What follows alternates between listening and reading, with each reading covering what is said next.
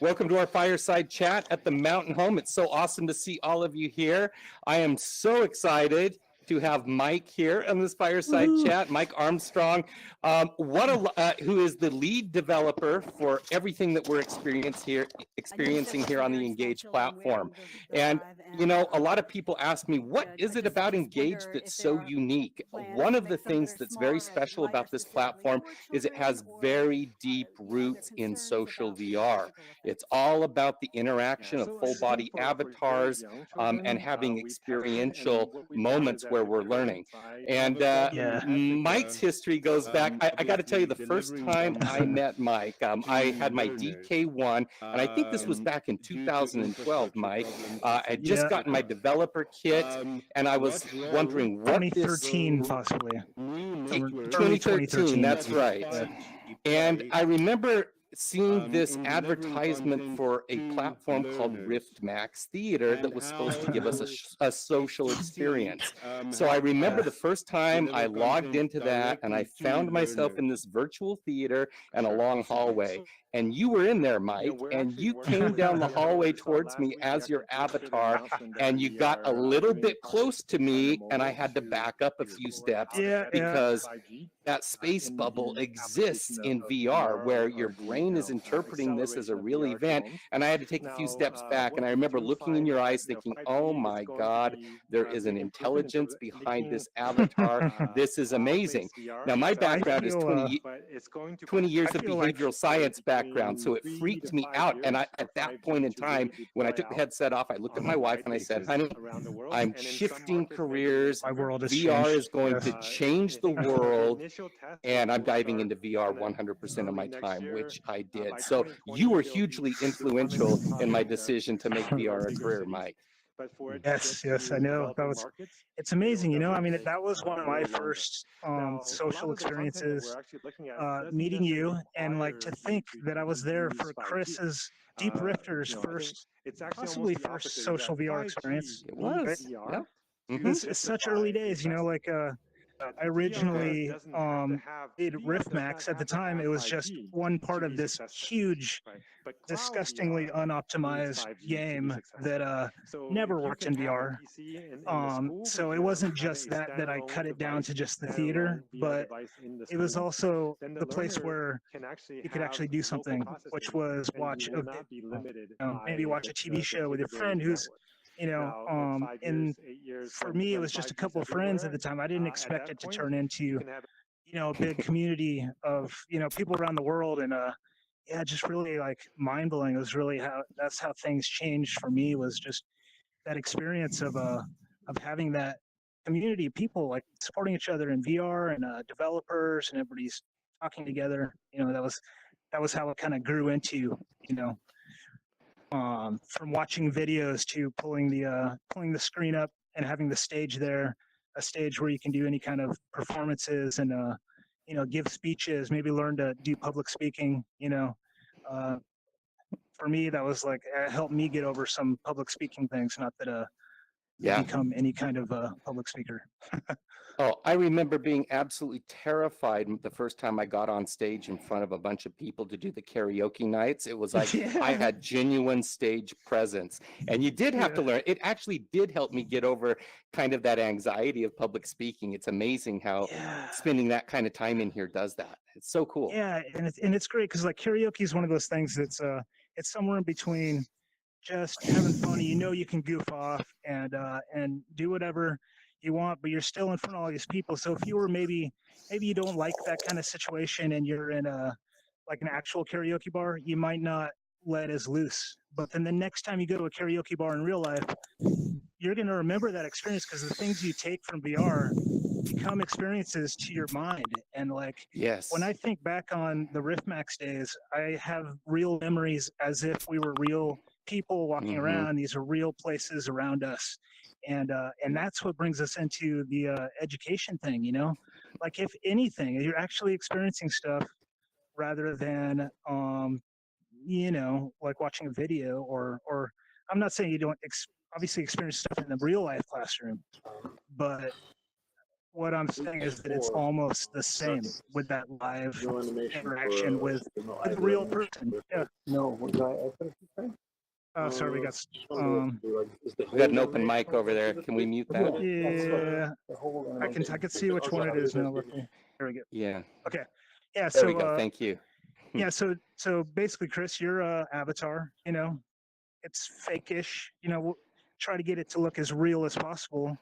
But when I talk to you, I know that what's behind that fake facade is a real person. And the more we get to know that inside our heads, the more we forget where we're actually at, that we're not in a real place.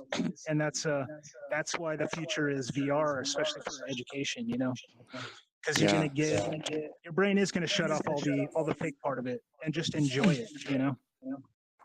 Well, especially when it's 6 hours in here.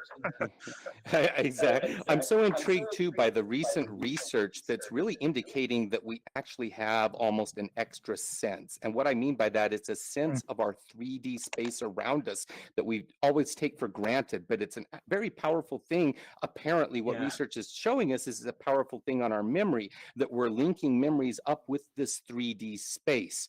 And much like like those memory palace techniques, which have been around for hundreds of years, where we use visualizations of a 3D space to help us remember things, VR apparently does this naturally, which is a huge contributor to why we can remember things so well when we're having these experiences. Yeah, I think, like, you know, when it breaks down, like, humans have been living in a 3D space, you know, for eternity, or the eternity of humans, right? And that's all we really need to really feel that as people, because we're simple when you break it down. So, you know, we need to have our emotions our senses taken care of, you know. So we got visual, we got audio. Yeah, we're missing a few things. I can tell it's not real, but if I had some sort of suit on that I couldn't feel touch, then, or I could feel things that aren't actually there, like this chair that I'm sitting on.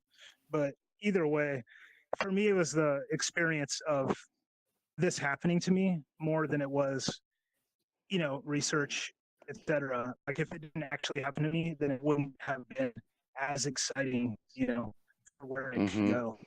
It was really those 8-hour sessions in RiffMax, and like today's session, where you actually take off your headset maybe, and you're like, damn, I was actually there, you know. Like, we were there. This is going to be a memory, you know. And I don't know if you guys have all noticed when you're in virtual reality, when things get close enough to where we can reach out and grab them, so there's like this perimeter around us where we can reach our grasp to, that things get really hyper real. That things where we can interact with our hands, for some reason our brain really kicks that into hyperdrive when objects get that close in a 3D space. And it's like I can actually feel that learning taking place, and it really becomes more of an experience when it's close to you. Now, Mike, when you created RiffMax Theater, it was so early on, and we were at a very unique time and place with those early developer kits from Oculus, right? All of a sudden, we had this new global phenomenon of about 120,000 developers that had that DK1 kit.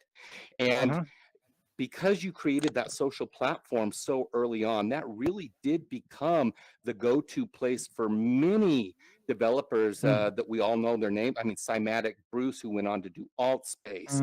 And we had Wormslayer there, who created the Oculus subreddit. We had Kent By. We had Road to VR. All these folks, all these developers just came in, and we were able to play. Rev Kyle. And, Reverend Kyle, all these guys, we were able to play and explore this social phenomenon that VR allowed us. And it was so fun. In fact, I've got a little clip, an early clip from one of our karaoke nights. I just want to show how awesome that platform was. Here we go. And how horrible. No, I'm just kidding. What did I get myself into? One man with one desire. One song to rule them all. Sit back, relax, hold on tight, and get ready to enjoy the show. Ladies Ladies and gentlemen, boys and girls of all ages, welcome to Rift Max Karaoke!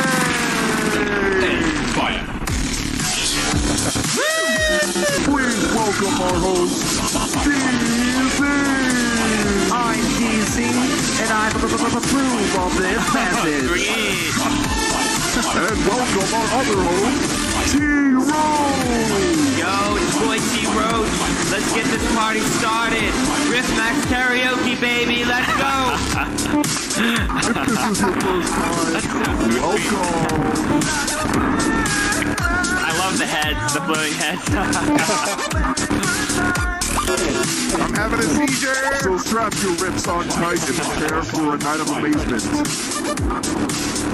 With no further ado, let's get this party started!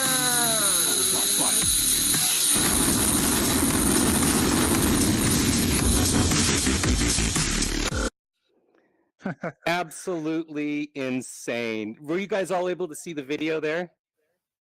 Good. Absolutely crazy. I mean, I remember Mike was throwing all kinds of effects down on us live. I mean, he would flood the theater and we would have fish and whales swimming by while we were up there singing.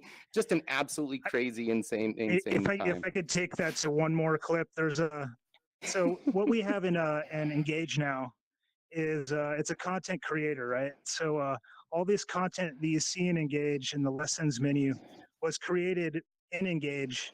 Like we forced ourselves to create stuff with the creator, and it's kind of the idea is kind of like what we had early on in RiffMax, but there was one. I mean, the idea of the whole synced timed creator is a very good multiplayer kind of thing to have, I think. But so I just wanted to play one video, and this was my favorite thing. Like somebody put this together, and it was to go along with a karaoke night, and it was actually like, it made me cry, So, yeah, one more. Sorry. Is it working? And Chipmunk? Okay. Go. I'm ready. It might be tripping out. I can't tell. Oh, it looks good. So goes right on the mountain tonight. Let's dance, see this good girl you always have to be. And feel, don't feel, so let them know. Well, now they know. Let it go, let it go. Can't hold it back anymore. I apologize. Let it go, let it go. Till we're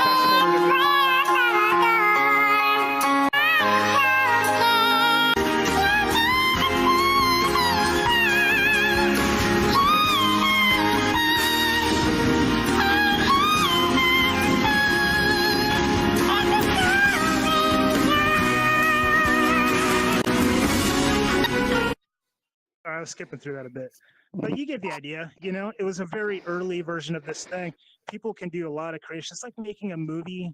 So it's like a movie maker in a way, but you can also add interactivity. So you can make buttons for people to click on this and it does something else. But the amount of creativity that you can get out of that simple kind of engine is going to be amazing to watch. And, education and recess, it's going to be fun to see what people come up with. And then you can sell those things and stuff. Well, I'll tell you, Mike, I've been cruising around the United States doing business development for the immersive VR education and the Engage platform. And when I put content creators, teachers that are creating content, and they realize how incredibly simple it is to just start building a stage and building effects, all of them want in. They're like, when can I start building lessons now? This is amazing. I want to immerse my students. They're going to be so engaged in this process, and even turning that power over to the students to be able to create some educational environments. So fun. I mean, that's going to make for a fun class, because say the students have their homework is to create, like maybe recreate some situation, and they act out each role. Like we have this recording feature right now. We're using it to record what we're doing right now, but we could take that recording, mix it with 3 others, and I could play maybe 3 roles, change the display name to Socrates or something, and put all those things together, and then you can edit the recordings too in there. So really you can make your own play, or or the teacher obviously can do things like the TED Talks thing that we have in here, or what are the other ones? Like even the Curiosity rover mission. So Chris accidentally did that, 4 seats everyone. Well, that's the only thing different. That is that we're moving everyone along with the effects around them. So now we're making a mission to Mars. So it's Incredible. really cool where we're going with it. I know it's very early right now, but if anybody does want early access to the content creator, just send over an email, and you'll see when you click what the email is when you click on the editor or content creator at the moment. I'll tell you, I had a spontaneous moment at a STEM conference I was at recently where I was showing this platform, and we have this really large aquarium exhibit in Salt Lake City, awesome place to go. And one of the tour guides was there present at this demonstration. She says, "Do you have an underwater experience?" I said, "Well, it just so happens we do." And so I put a headset on her. I was in the other headset. There was a crowd gathering around. And I started just pulling out various types of fish in this virtual environment. And she would just squeal with delight every time I'd bring out a shark or a new fish.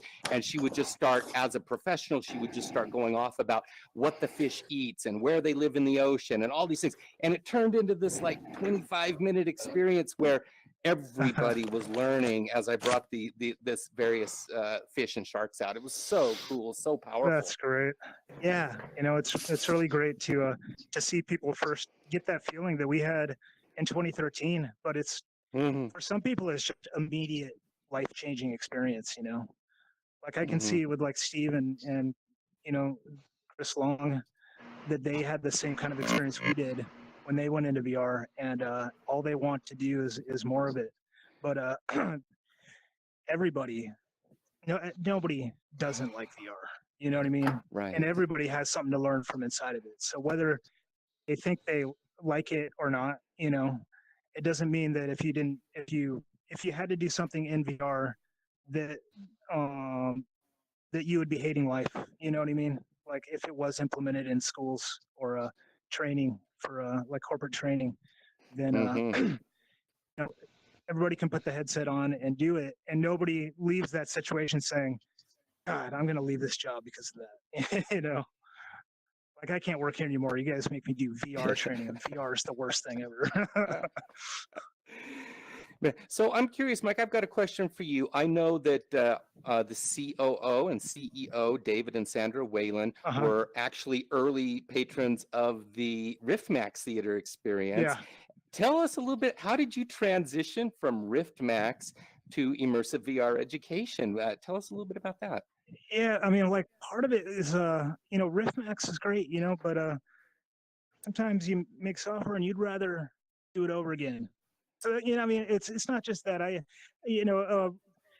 was silly and it was great, but it was silly and it was based on a theater. And I knew Dave. He knew Dave inside of RiftMax. They were up till 4 a.m. doing karaoke with us, and it was he kind of talked to me. He talked to me for a bit and he said, like, how would you like to do this for education? And that's kind of exactly what I was thinking, because let's change the world. Let's not just do silly social VR for silly social VR's sake. Let's build a really nice core platform that works well, and let's target that towards educating people. And then maybe one day we'll have lesser fortunate people in the maybe lesser fortunate countries getting a really good education from Oxford professors, say, or maybe they could see a live broadcast from a real, like really one of these high schools, the ones that like they would never have the opportunity to get into.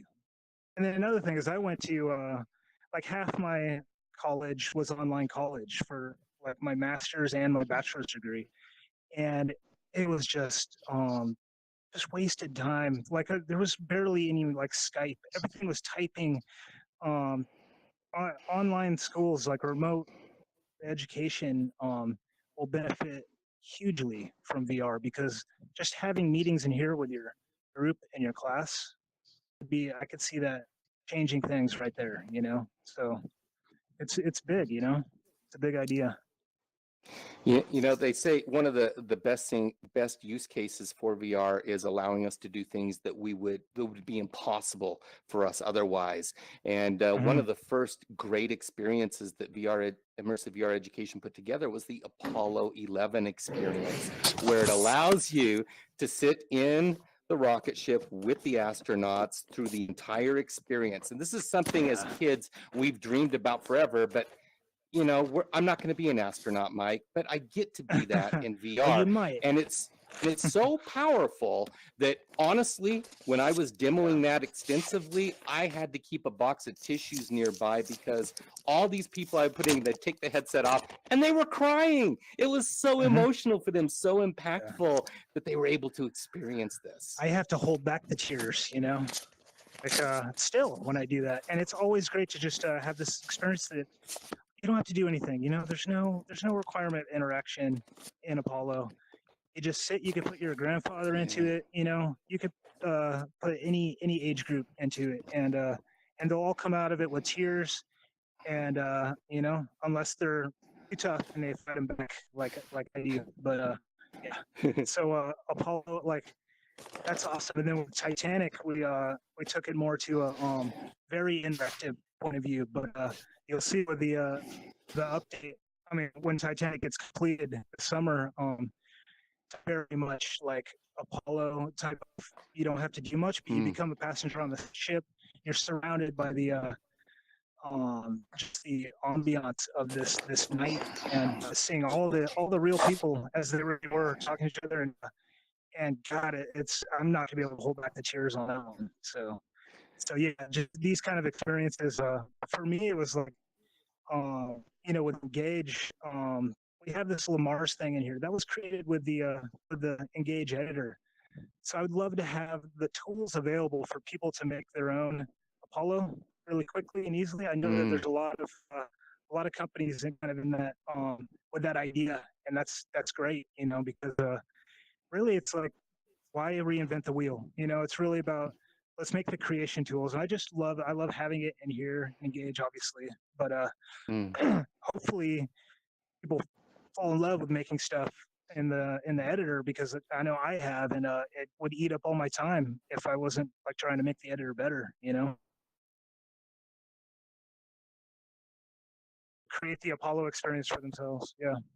I know we're fairly limited. We've got just a few more minutes. I'm wondering if maybe we should open up a couple of questions from the audience. If anyone has a question, Mike can unmute you if you want to raise your hand if you've got a question.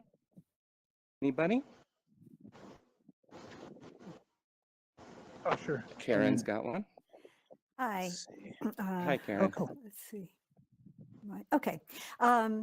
Yeah, I'm just curious what devices people in the room are using. Just you know, just kind of wonder, you know, what's working well. Let's do a quick poll, and we're going to be able to tell really quickly by the ability to raise our hands. First of all, so who here is in an Oculus Rift? I am.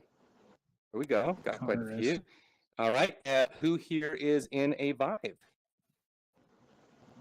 All right. So it looks like I'm assuming the rest are monitor, to be honest. and a few monitor. It looks like not the Go yet, but monitor. Yeah. Not the Go yet. I'm in the Samsung Odyssey. So. Oh, fantastic! So mixed reality. It was in a Microsoft mixed reality headset. Anybody else? No. Karen. The only one? Okay. Cool. How's that working for you, Karen? Everything pretty well. Yeah, pretty well. I feel I'm not sure I'm sitting properly, but yeah, it's actually working pretty well. It looks like I've got Vive controllers. Yeah. But, okay. Yeah. Mm-hmm. Cool. I was another really cool experience I had recently. Suzanne, who works at Field of View, creating 360 3D videos. I was able to step inside the Engage immersive theater and step inside that experience with her as the creator. Let's do that later. Oh, it's so amazing, and having her talk to me about how she created it and what to look for in that experience. The fact that we were able to share her creation together was just jaw-dropping for me. It was so awesome. And 360 3D, that is not easy, but you know, that was my original passion, was the 3D. I'm glad it's not anymore because we have the 3D automatically here. But that's awesome. The 360 3D stuff is just amazing. Like the Picasso, Well- that was my favorite before that. Well, it was interesting. I've been to events and I'd actually heard it said that you can't do 360 3D multi-user in the experience, but in Of course you Engage, you can. You can. Yeah. Yeah. There is no can't in Engage, you know?